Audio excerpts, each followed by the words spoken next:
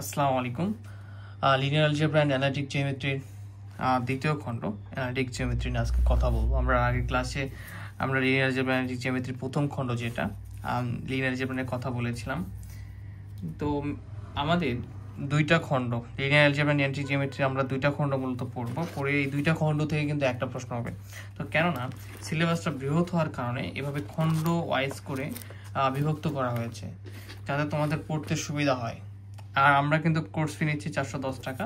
তো যেহেতু প্রথম ভিডিওটা হয়তো অনেকেই দেখবে, তো যারা আমাদের ক্লাসে পেইড ক্লাসে যুক্ত হতে চাও 01767351303 আমরা হোয়াটসঅ্যাপে নক দিয়ে 410 টাকা ফ্রিতে যুক্ত হতে পারবে।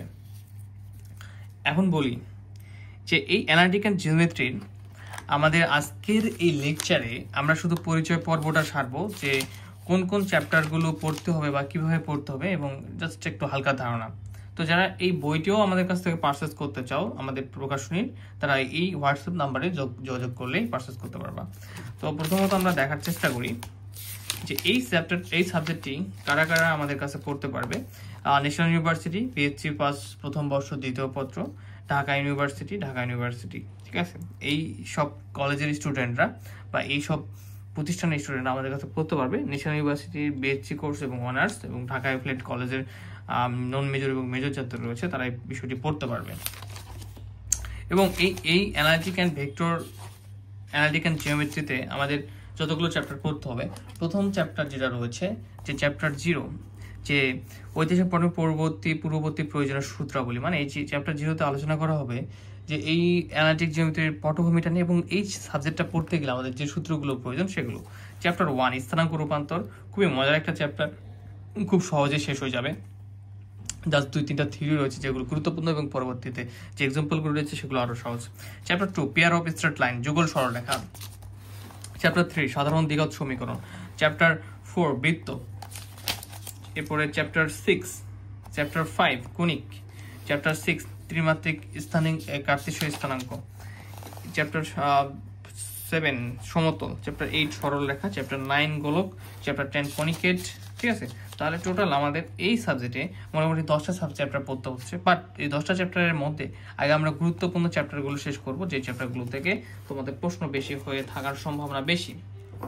এখন একটা টপিক নিয়ে কথা বলি, এই সাবজেক্টও সেম আগের মতো করেই তোমরা অবশ্যই নোট করে নিও আমার কথাগুলো। যে লিনিয়ার, যেটা এই বইয়ের যে লিনিয়ার যে ফার্স্ট পার্ট দেখেছিলাম সেটা, আর হচ্ছে যে অ্যানালাইটিক যে পার্ট, এই দুইটা টুয়েন পার্ট, এই দুইটা মিলে কিন্তু 80 মার্কের প্রশ্ন হবে। এবং কিভাবে হবে? ক বিভাগ থাকবে, খ বিভাগ থাকবে বা গ বিভাগ থাকবে। ক বিভাগ থেকে 10টা, খ বিভাগ থেকে 5টা, গ বিভাগ থেকে 5টা প্রশ্ন উত্তর করতে হবে। তার মানে আমাদের দুইটা পার্ট পড়ে আমাদের একটা পরীক্ষা কিন্তু হবে, এটা আমি বলছি। কিন্তু বইয়ের পরিধিটা বড় হয়, আমাদের পার্ট দুটো আলাদা করা হয়েছে। আচ্ছা, এখন যে টপিক নিয়ে কথা বলবো, যে তোমাদের প্রথমত পড়াশোনাটা করতে হবে এই সাবজেক্টেও আগের সাবজেক্টের মতো করেই। যে ক বিভাগের প্রশ্নগুলো দেখবা, যে এই বইয়েরও তোমাদের শেষ প্রান্তে গিয়ে দেখবা ক বিভাগের প্রশ্নগুলো রয়েছে। যেমন ধরো যে এই চ্যাপ্টারের কথা বলি, তো এখানে তোমরা দেখো এই যে পার্ট এ ক বিভাগ ক, এই যে প্রশ্নগুলো রয়েছে আমরা সাজেশন দেওয়ার চেষ্টা করবো, সেই সাজেশনে বলে দেওয়া হবে কোনগুলো পড়তে হবে। তো তোমরা এই বর্তমানে এই ক বিভাগের প্রশ্নগুলো করবো, বেশিরভাগ প্রশ্নই ব্যাখ্যামূলক। যখন ক্লাস নেওয়া হবে ক্লাসে আরো বিস্তারিত বুঝিয়ে দেওয়া হবে।